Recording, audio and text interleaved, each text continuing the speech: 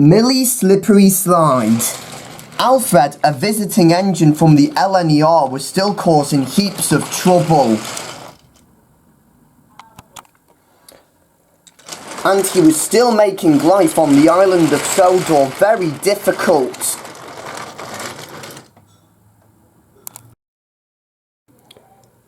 "Why's that nasty engine still here?" asked Stepney one morning.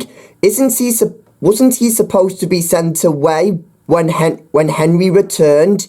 "Henry has already returned any day now," said Murdoch, "and Alfred should have been sent away by now."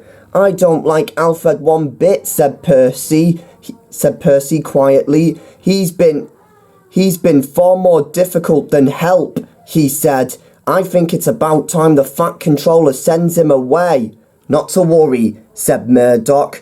"All the other engines said they don't like Alfred themselves too, but I'll make sure I'll tell the Fat Controller today if I get the chance," said Murdoch, and he puffed out of Knapford Sheds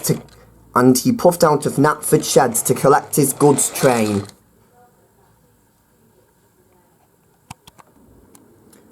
Until some day later, Murdoch was taking a goods train to the other railway.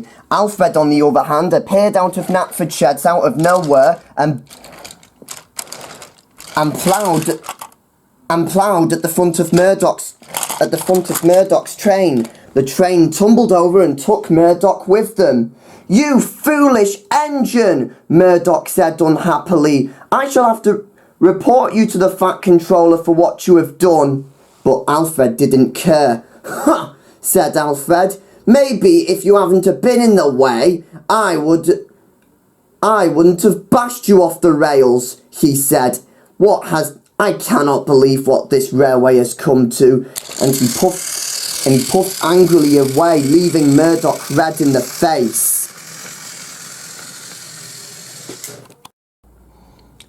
Until moments after, Scruff was helping Rocky out on another accident, when Alfred came out of nowhere and bashed Scruff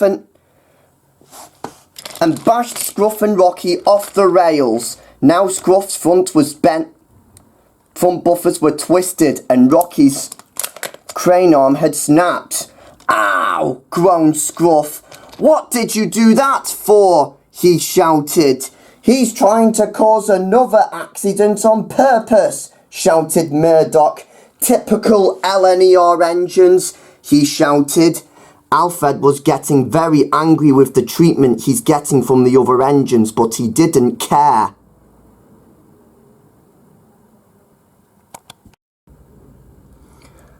After that, the Fat Controller called Alfred to the station outside Knapford Sheds. He was very cross with the trouble Alfred had been causing today. "First Murdoch needs repairs, and now so does Scruff," he said. "And it seems to me I shall have to teach you some manners," he said. "I want to keep you on my railway, but after the damage you've caused today," he said, I'm going to have to need 2 engines to pull Murdoch's train and another to help at the shunting yards while Scruff is away. Accidents like this are clearly unacceptable on my railway." "Yes, sir," said Alfred quietly.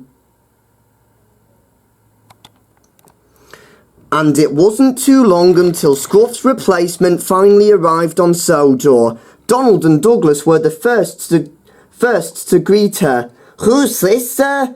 the twins asked. "This is Millie," said the Fat Controller, "and she will do well to impress us at the shunting yards. I trust you two will teach her and make her feel welcome." "Aye, sir," the twins said happily. And of course, Donald and Douglas made Millie feel very welcome. They all showed her what to do. And she even made the best troublesome trucks on the line behave. And for an engine who is so friendly, the other engines were all impressed with how great Millie handles trucks.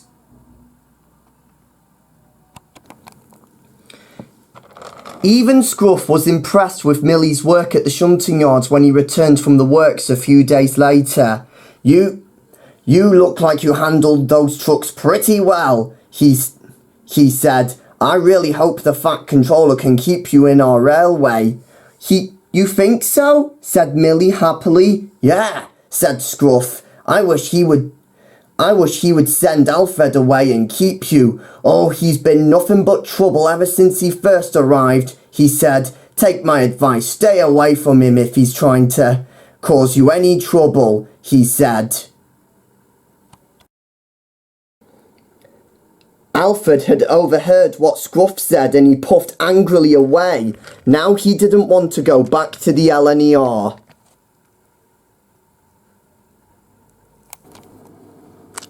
Soon Alfred arrived at Knapford Sheds that evening. Spencer was there waiting.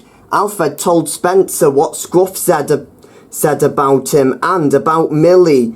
Now he's saying he wants the Fat Controller to send me away, he shouted, and get that little engine more than me, he said.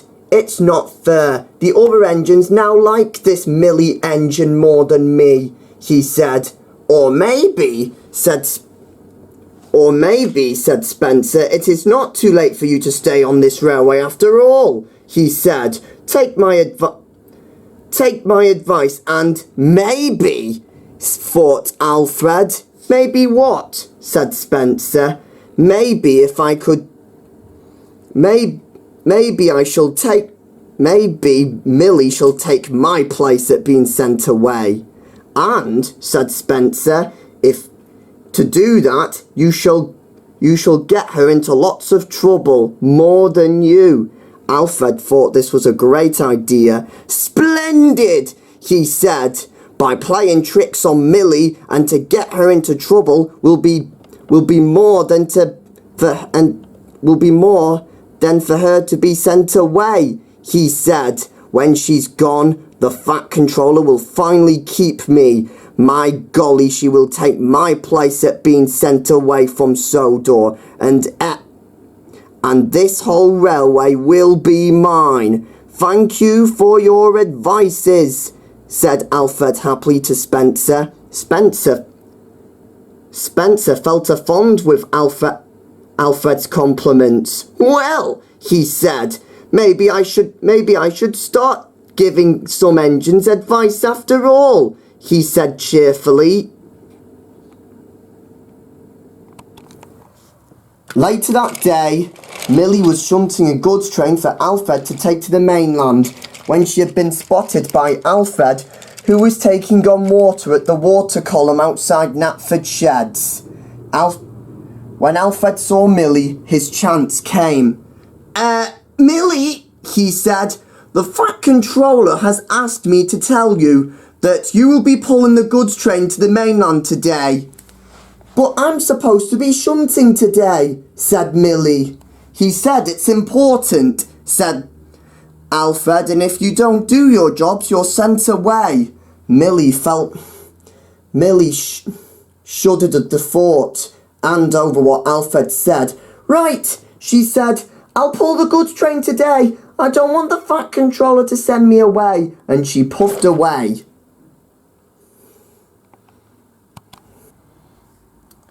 At last, Alfred's plan was put into action. He also called to the trucks. This will be the last engine you'll get to bump off the rails, and then after this, you can bump me whenever you want. It will be your pleasure, said all the other trucks. At last, Millie arrived. She was coupled up to the trucks, and then she puffed out of the station. Alfred was happy with what he had done. He felt very pleased. At last, you will be sent back to the other railway where you belong, and I shall take your place on Sodor. Alfred was happy as he already knew that this day was finally coming. Meanwhile, Meanwhile, Millie was up Gordon's hill. She was having trouble with the trucks. They had been silly all day and tried to bump her off the rails. When they approached the hill, they pushed her down the hill. "Help me!" cried Millie. The trucks began putting Alfred's plan into action. On, they cried. Millie tried to slam on her brakes, but it was no good.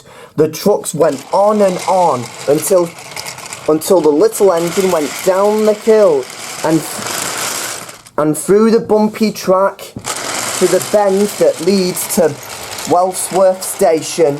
"Somebody help me!" cried Millie. Just then, Ryan, Murdoch and Boko were at Brendam Docks having a friendly chat.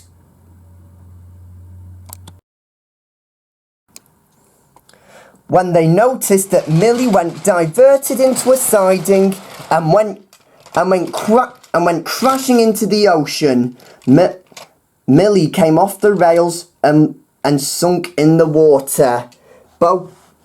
Boko, Murdoch and Ryan saw this and felt sorry for Millie. "Have those trucks been troublesome all morning?" she asked Ryan. Just then they heard a voice. "What's going on?"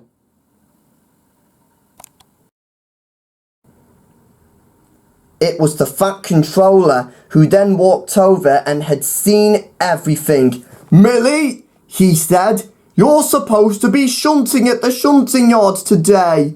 "I was, sir," said Millie sadly, but Alfred and I changed jobs." The Fat Controller went red in the face. "That Alfred," he said, I am going to have words with him tonight when I see him," he said. That night, the Fat Controller found Alfred at Knapford Sheds and spoke severely to him.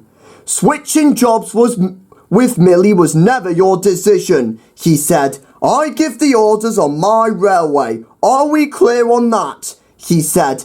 "Now Millie needs even more repairs after the trucks have been biffing and bashing her," he said. "And she needs even more repairs after sinking in the ocean at Brendam Docks," he said. And for your punishment, you will stay in the sheds until you are wanted for a whole week." "But sir," said Alfred. "No," said the Fat Controller. "You have caused enough trouble this week, and you shall stay there for your punishment. And then everyone else can get back to work tomorrow." And so the Fat Controller walked away, leaving a humiliated Alfred behind.